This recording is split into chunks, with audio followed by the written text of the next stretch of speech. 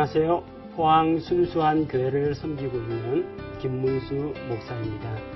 하나님의 뜻은 무엇인가 라는 주제로 진행하고 있는 CTS 생명의 말씀 오병이어 특강 네 번째 시간입니다. 우리는 지난 세 차례의 특강을 통해서 하나님의 뜻에 대해서 여러 가지를 살펴보았습니다. 첫 번째 특강에서는 우리가 잘못 알고 있는 하나님의 뜻에 대해서 하나님의 뜻에 대한 오해라는 제목으로 살펴보았고요. 그리고 두 번째 시간에는 성경에는 나를 위한 하나님의 뜻은 없다.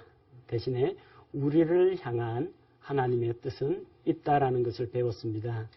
그리고 지난 시간 세 번째 시간에는 하나님의 뜻과 사람의 선택 이런 주제를 통해서 사람이 순종하거나 불순종하거나 하나님의 뜻은 그분의 계획과 그분의 작전 가운데에서 반드시 이루어진다. 다만 사람이 어떤 선택을 하느냐에 따라서 하나님의 뜻이 이루어지는 과정에서 축복과 형통함 가운데에서 그 길을 걷기도 하고 시련과 징계와 연단 과정을 거치면서 하나님의 뜻을 수행하기도 한다. 이런 내용을 살펴보았습니다. 그래서 오늘 이 하나님의 뜻은 무엇인가 라는 네 번째 특강에서는 하나님의 뜻에 순종하자. 하나님의 뜻에 순종하자. 이런 주제로 함께 말씀을 나누고자 합니다. 하나님의 뜻은 무엇입니까? 하나님의 뜻은 나를 위해서 존재하는 것이 아닙니다. 하나님의 뜻은 하나님 그분의 뜻과 또 하나님의 영광과 하나님 그분 자신의 거룩하심을 드러내기 위해서 존재합니다. 그래서 이 하나님의 뜻은 성경에 기록이 되어 있습니다. 어떤 신비한 체험이라든지 계시나 환상을 통해서 오는 것이 아니라 성경 말씀에 하나님의 뜻이 기록이 되어 있습니다.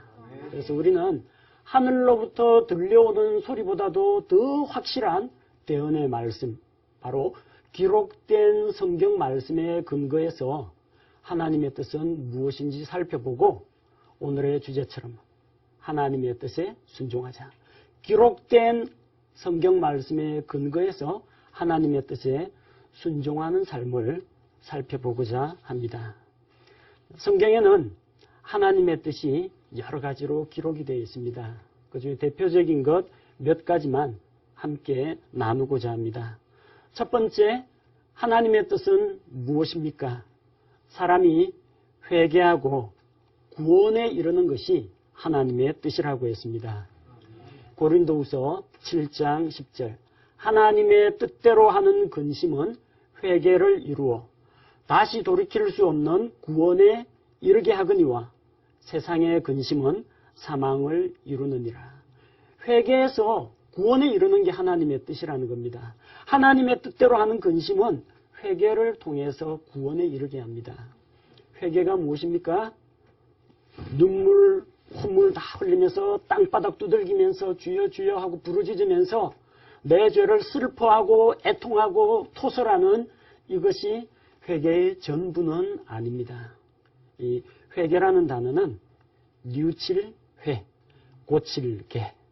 많은 경우 회개라고 하면은 앞쪽에 나오는 뉘우칠 회에 무게를 두는 경우가 많아요. 그래서 죄를 뉘우치고 슬퍼하고 애통하고 그렇게 하나님 앞에 죄를 고백한다네요.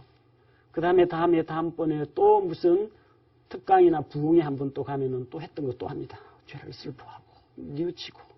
그런데 삶에 변화가 없어요. 죄를 슬퍼하기는 하는데 변화가 안 일어난다는 겁니다. 왜 그래요? 회개하라고 했는데 회만 하고 개를 안 한 거예요. 고칠 개자가 따라야 합니다. 회개가 무엇입니까? 자기 죄를 슬퍼하고 애통하면서 하나님 앞에서 이 죄를 미워하면서 죄에서 돌이켜 떠나 하나님께로 나아가는 거. 이게 회개라는 겁니다. 그게 원래 성경 단어의 정의가 그것이 회개라는 겁니다. 사람이 자기 죄를 회개하고 그리고 하나님께로 돌아가서 구원에 이르는 것. 이것이 하나님의 뜻이라고 했습니다. 두 번째, 어떤 것이 하나님의 뜻입니까? 선한 행위를 통해서 하나님께 영광 돌리는 삶이 하나님의 뜻이라고 성경은 기록하고 있습니다. 베드로전서 2장 12절 말씀해 보니까 우리가 행실을 정직하게 하면 비방하는 자들조차도 하나님께 영광을 돌리게 된다고 합니다. 이어지는 2장 15절 말씀에 그리하니 행실을 정직하게 하니 하나님의 뜻이니 이것은 너희가 잘 행함으로 어리석은 자들의 무식한 말을 잠잠하게 하려 함이라. 그리스도인들에 대해서요, 많은 사람들이 주목하고 있습니다. 좋은 뜻으로 주목하는 사람도 있고 안 좋은 뜻으로 주목하고 있는 사람도 있습니다. 그래서 우리가 만약 악한 행실을 하면 그들이 우리를 비방합니다. 믿는 자를 비방합니다. 그리고 그 비방이 누구에게로 가요? 하나님께로 돌아갑니다. 그래서 참 민망합니다. 그리스도인이 무슨 사회적인 문제를 일으키거나 범죄를 하게 되면요, 꼭 욕이 우리 주 예수 그리스도에게로, 하나님에게로 욕이 돌아간다는 겁니다. 그러나 이 말씀을 따라서 베드로전서 2장 말씀을 따라서 우리가 행실을 정직하고 바르게 하면은 그런 무식하고 어리석은 자들의 말문을 막아버린다는 겁니다. 삶을 통해서 하나님의 거룩하심이 드러나고 하나님의 영광이 사람들에게서 드러나기 때문에 바른 행실을 갖는 것, 이게 하나님의 뜻입니다. 세 번째는 우리가 그런 바른 행실을 통해서 고난을 받는 것이 하나님의 뜻이라고 성경이 설명하고 있습니다. 베드로전서 3장 17절 말씀을 보니까 너희가 잘 행함으로 고난을 받는 것이 하나님의 뜻일진데 악을 행함으로 고난을 받는 것보다 그것이 더 나으니라. 우리가 잘 행함으로 고난을 받는 것이 하나님의 뜻이라고 했습니다. 그래서 베드로전서 4장 19절에서는 그러므로 하나님의 뜻대로 고난을 받는 자들은 잘 행하는 가운데 자기 혼을 그분 곧 신실하신 창조자께 맡겨 지키시게 할지어다. 자, 잘 행하고 선을 행함으로써 우리에게 보상이 돌아오는 경우도 있습니다.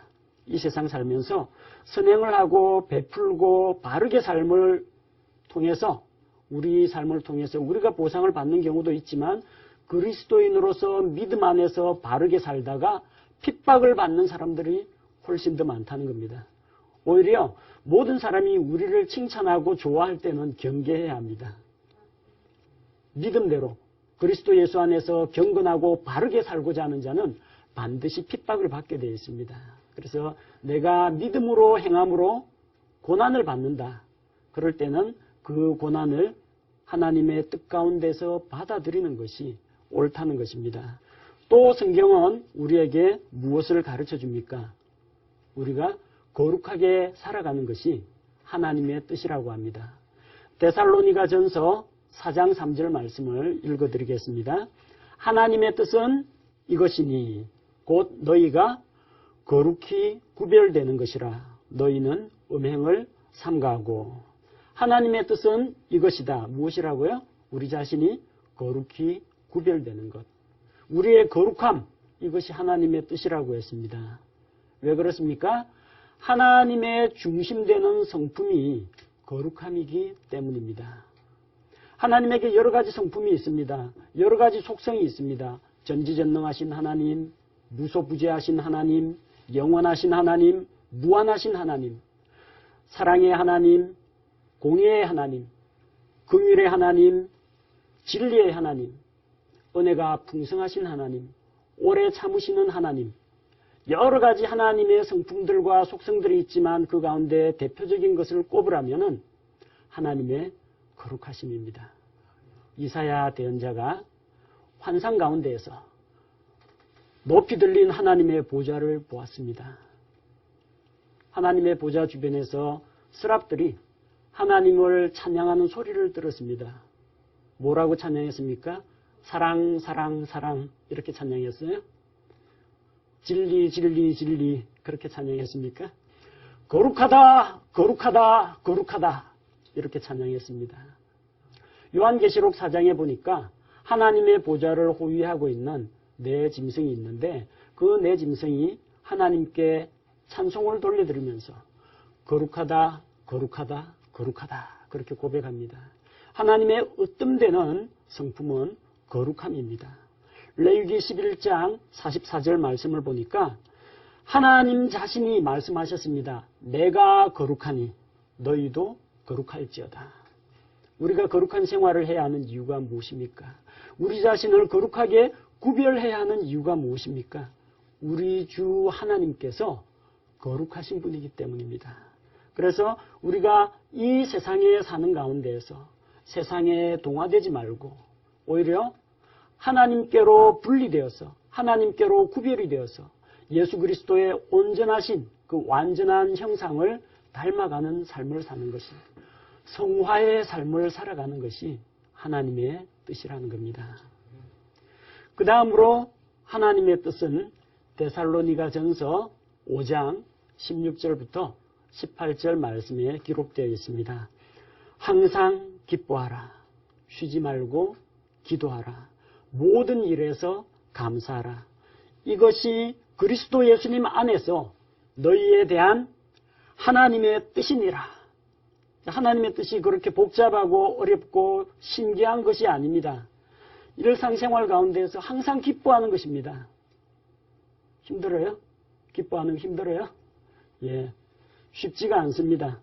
인생 살아가다가 어찌 기쁜 일만 있겠습니까? 괴롭고 힘든 일도 많고요. 억울하고 분한 일도 많고요. 고난도 많습니다. 하지만 그럼에도 불구하고 왜 우리가 기뻐할 수 있습니까? 하나님께서 살아계시기 때문에. 하나님께서 우리에게 나중에 다 갚아주시고 눈물 씻어주시고 보상해 주시는 것을 믿을 수 있기 때문에 우리가 기뻐할 수 있는 것입니다. 쉬지 말고 기도하라고 했습니다. 기도하는 것이 하나님의 뜻입니다. 기도를 쉬지 말고 그렇다고 해서 24시간 기도만 하는 것이 아니라 기도에 깨어 있으면서 기도를 놓지 말고 우리가 하나님께 전적으로 의지하고 매어 달리는 이런 삶이 하나님이 기뻐하시는 삶입니다. 모든 일에 감사하라고 했습니다. 어떻게 모든 일에 감사합니까? 재난 앞에서 감사할 수 있습니까? 사랑하는 가족이나 친지의 죽음 앞에서도 감사할 수가 있습니까? 내가 억울하게 당하고 있는 이런 핍박과 오해에 대해서 하나님께 감사할 수 있습니까? 아무나 못합니다. 믿음의 사람만 할 수가 있습니다. 이렇게 행하는 것이 그분을 전적으로 신뢰하고 내어 맡기는 것이 하나님의 뜻이라는 겁니다. 또 어떤 것이 하나님의 뜻입니까? 디모데전서 2장 4절 말씀을 보니까 사람들이 구원받고 진리를 아는 것이 하나님의 뜻이라고 했습니다. 그분은 모든 사람이 구원을 받고 진리를 아는데 이르기를 원하시느니라. 이 말씀과 같이 사람들이 진리 가운데로 돌아오는 것, 죄 가운데에서 구원받는 것이 하나님의 뜻이라는 겁니다.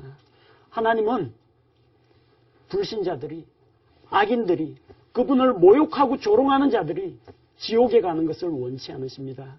에스겔 33장 11절에 보니까 사악한 자가 죽는 것을 내가 기뻐하지 아니하며 오히려 그 사악한 자가 자기 길에서 돌이켜 사는 것을 기뻐하노라. 하나님께서 우리 앞에 생명과 사망의 길을 두셨습니다. 축복과 저주의 길을 두었습니다. 당연히 우리가 순종하면서 생명과 복을 택하는 것이 하나님의 뜻이라는 겁니다. 하나님의 뜻은 이와 같이 성경에 분명히 기록이 되어 있어요. 근데 많은 사람들이 그 정도는 저도 압니다. 하지만 지금 이 순간 이 상황에서 내가 무엇을 하는 것이 하나님의 뜻일까요? 라고 묻는 분들이 의외로 많습니다. 무슨 이야기냐면 성경에는 그런 일반적인 원리들만 나와 있습니다. 하지만 일반적인 원리보다는 구체적인 한 걸음 한 걸음의 인도를 받기 원하는 분들이 있다는 겁니다. 인도받는 방법이 당연히 있습니다. 아브라함의 예를 들어볼까요? 아브라함은 갈대아 우르에 있을 때 하나님께서 말씀을 통해서 그를 불러내셨습니다. 우상의 도시, 패역한 반역의 도시 가운데에서 자기 백성을 하나님께서 이끌어내셨습니다. 그래서 창세기 12장 1절에 자기 고향과 친족과 아버지 집을 떠나서 내가 내게 보여줄 땅으로 가라 라고 말씀하셨습니다. 하나님이 어디로 가라고 하셨어요? 가나안 땅으로 가라고 했어요? 어디로? 하란 땅으로 가라고 했습니까? 지명이 안 나옵니다. 내비게이션 좌표 찍어준 게 아니에요. 보여준 땅이 아니라 보여줄 땅으로 가라고 했어요. 어디 가는지도 몰라요. 히브리서 11장 8절에 보니까 그는 자기가 갈 곳을 알지 못하고 나갔다고 합니다. 이게 가능합니까? 아브라함이 갈대아우르에서 이사 출발합니다. 짐을 꾸역꾸역 챙겨서 트럭에 싣습니다. 옆에 자기 사라를 앉힙니다. 핸들 잡았습니다.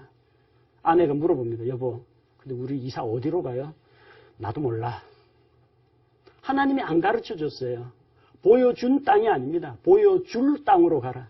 하지만 보여줄 땅으로 가려면 뭘 해야 돼요?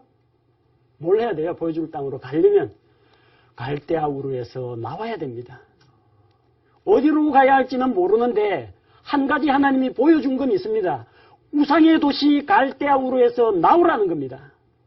일단 나와야 그 다음에 가나안으로 가든지 헤브론으로 가든지 세겜으로 가든지 그게 되는데 아직까지 갈대아우르에서 나오지도 않은 사람을 가지고 어디로 데려가겠습니까?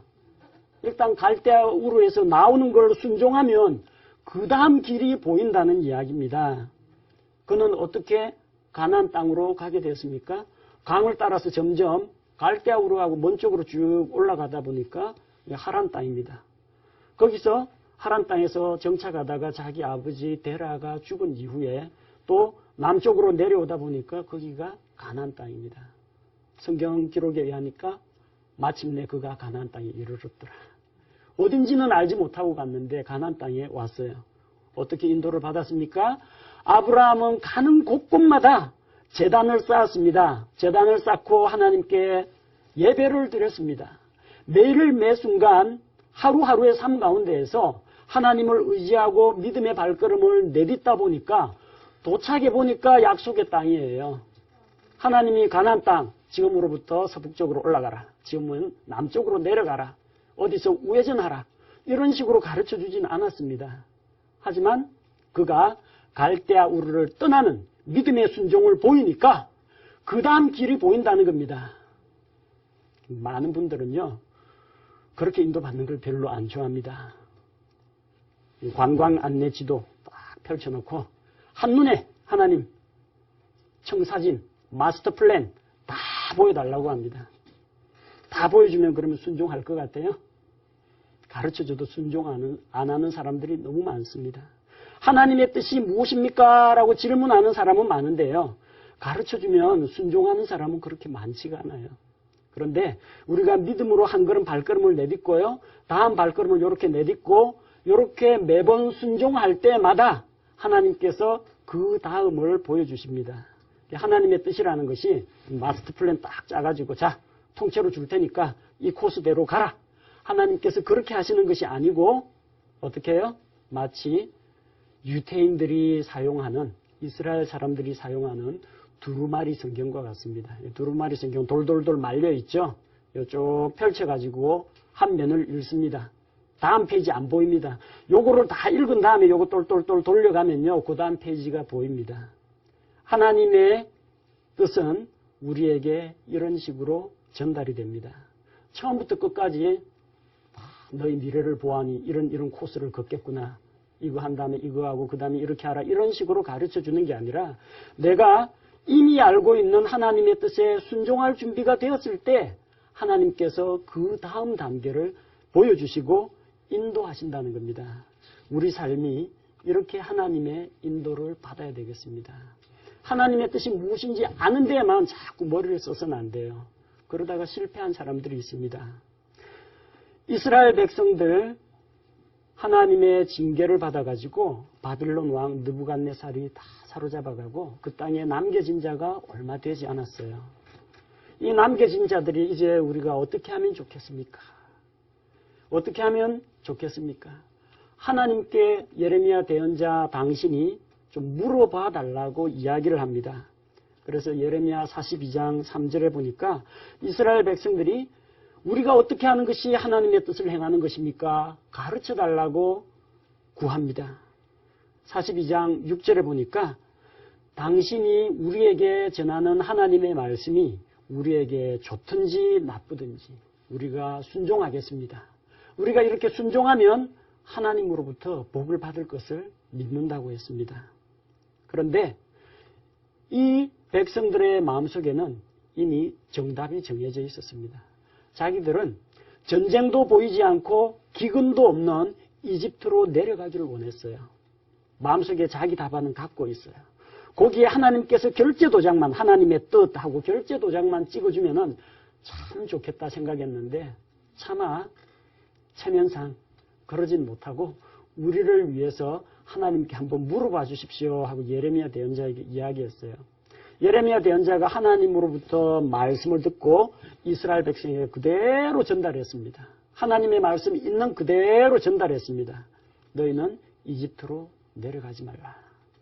내려가지 말라라고 말씀을 했는데 그들은 그 말씀을 듣고 처음에 이야기했던 것하고는 태도가 돌변합니다. 순종할 마음이 애초부터 없었다는 겁니다. 순종할 마음이 없으면서 자기 스스로 속였고 대언자 예레미야를 속였습니다. 하나님 앞에서 거짓말을 한 것입니다. 뭐라고 이야기해요? 하나님이 너를 보내지 않으셨다. 하나님이 너에게 그렇게 말하지 않으셨다. 대언자의 말을 부정합니다. 하나님께서 그분의 입으로 대언자를 통해서 주신 그 말씀을 부정했습니다. 그 결과 어떻게 됩니까? 하나님께 불순종하고 이집트로 내려갑니다. 전쟁도 없고 기근도 없는 이집트로 내려가서 평안하게 살려고 했어요. 그 다음에 바빌론 군대가 이집트까지 쳐들어왔습니다. 그래서 역시 이집트 역시 바로 바빌론에 의해서 점령당하는 신세가 되었어요. 하나님의 뜻을 알려주십시오 하고 이스라엘 백성들은 이야기했지만 순종하고자 하는 마음이 없었다는 겁니다. 이게 문제입니다. 하나님의 뜻에 순종하는 것이 훨씬 더 중요합니다. 그리고 하나님의 뜻에 순종해야만 그 다음 단계를 보여주시고 더 구체적인 하나님의 뜻을 우리에게 보여주신다는 것입니다. 종합적인 결론을 내리도록 하겠습니다. 많은 분들이 하나님의 뜻은 무엇입니까? 하고 궁금해합니다. 그래서 하나님의 뜻을 알고자 합니다. 듣고자 합니다. 내적 음성을 들으려고 합니다. 표적이나 환상을 보려고 합니다. 기도를 통해서 뭔가 받으려고 합니다. 주변 환경을 의지해서 나에게 환경이 어떻게 작용하는지를 살펴보려고 합니다. 그렇지만 하나님의 뜻은 여기에 있지 않고 그분께서 주신 약속의 말씀, 성경책 안에 다 들어있다는 것입니다. 그 성경에는 우리를 위한 하나님의 뜻은 없습니다. 반대로 우리를 향하신 그분의 뜻이 담겨져 있습니다. 그래서 성경에 기록된 하나님의 뜻이 무엇입니까? 우리에게 향하신, 우리를 향하신 그분의 뜻이 무엇이라고 되어 있습니까? 회개하고 구원받는 것입니다. 선행을 통해서 사람들이 하나님께 영광 돌리는 것입니다. 선을 행함으로 내가 고난을 받는 것입니다. 그리고 이 세상에서 거룩하게 구별된 삶을 살아가는 것입니다. 항상 기뻐하고 쉬지 말고 기도하고 모든 일에 감사함으로써 하나님을 전적으로 신뢰하고 의지하는 것이 하나님의 뜻입니다. 또 사람들이 구원받고 진리를 아는 것이 하나님의 뜻입니다. 그래서 말씀을 전하고 이 복음의 말씀을 다른 사람에게 널리 소개하는 것이 하나님의 뜻이라는 겁니다. 하나님의 뜻을 자꾸 알려고 하기보다는 이미 알려진 하나님의 뜻에 순종할 때 그 다음 길이 보입니다. 더 구체적인 삶의 인도를 받습니다. 우리는 지난 4주 동안에 하나님의 말씀에 귀를 기울이는 가운데에서 하나님의 뜻이 무엇인지, 또 내가 어떻게 그 뜻을 알 수 있는지, 또 그 뜻에 순종할 때 어떠한 축복들이 기다리고 있는지를 살펴보았습니다. 이 말씀을 듣는 모든 분들이 하나님의 뜻에 순종하는 삶을 통해서 하나님의 선하심과 또 그분의 능력을 우리의 일상생활 가운데에서 맛보는 그런 귀한 경험을 했으면 좋겠습니다. 그동안 함께 해주셔서 감사합니다. 다 같이 믿음으로 순종하는, 하나님의 뜻에 순종하는 신실한 성도들이 되도록 합시다. 감사합니다.